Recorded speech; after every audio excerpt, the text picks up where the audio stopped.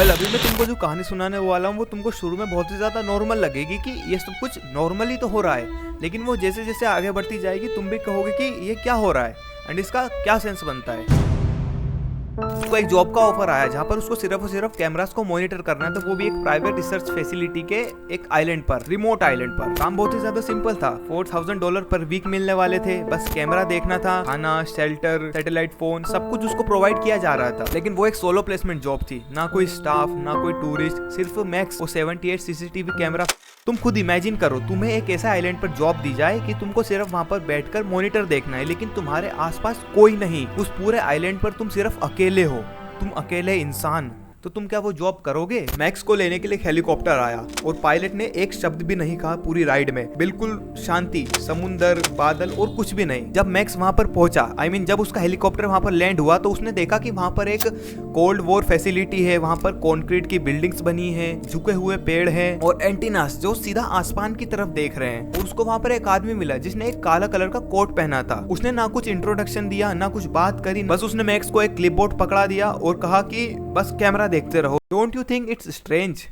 Facility में total 78 camera थे, hallway, labs, server room, fences, सब कुछ कन्वर्ट। ज्यादातर फीड्स में कुछ भी नहीं होता था, बस हवा चलती थी, कभी कभार लाइट फ्लिकर कर जाती थी। और मैक्स को शुरू के 2 दिन तक ये जॉब बहुत ही ज्यादा आसान लगी, लेकिन 3 दिन बाद उसने खुद से बात करना शुरू कर दी।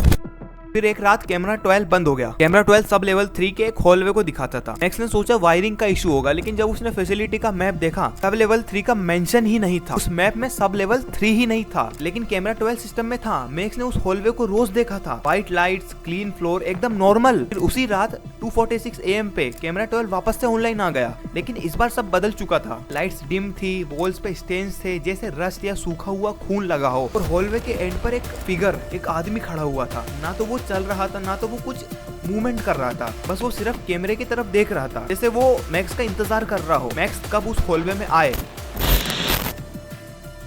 मैक्स ने फुटेज को जूम करने की कोशिश करी, लेकिन फीड जो थी वो ग्लिच होने लगी। जो फिगर था, जो आदमी था, वो अभी भी वहीं पर खड़ा था। एंड मैक्स एकदम से घबरा गया। उसने इमरजेंसी नंबर पर कॉल किया, लेकिन फोन सिर्फ रिंग होता रहा, किसी ने उठाया नहीं। लेकिन एकदम से सारे के सारे 78 कैमरा स्टैटिक पे चले गए, अटक से गए। एंड फिर उसने सिस्टम को रिबूट किया, एंड जब वो वापस चालू हुआ तो कैमरा 12 गायब हो गया था, कम्प्लीटली गायब, कम्प्लीटली ब्लैक। और फिर अगली सुबह मैक्स ने चॉपर को कॉन्टेक्ट करने की कोशिश करी, लेकिन सैटेलाइट फोन पे नो लिंक लिखा आ रहा था। फैसिलिटी में पावर भी चल रही थी, जनरेटर ठीक से काम कर रहा था, सब कुछ सही था। तो मैक्स को समझ आया इसका काम कुछ देखना नहीं था, उसको ही मॉनिटर किया जा रहा था। आई नो तुम्हें ये कंफ्यूजन सा लग रहा होगा, लेकिन ये एक ट्रैप था मैक्स के लिए। जैसे रशियन स्लीप एक्सपेरिमेंट में उन लोगों को मॉनिटर किया जा रहा था एक जगह पर रखकर, वैसे ही मैक्स को भी यहाँ पर रखकर मॉनिटर किया जा रहा था। एंड अब वो सिस्टम का पार्ट बन चुका था। उसको ना कभी कभार वही हॉलवे के सपने आने लगते थे, वही डिम लाइट्स, वही स्ट्रेंज, वही निशान, वही आदमी जो उसे घूर रहा था वक्त।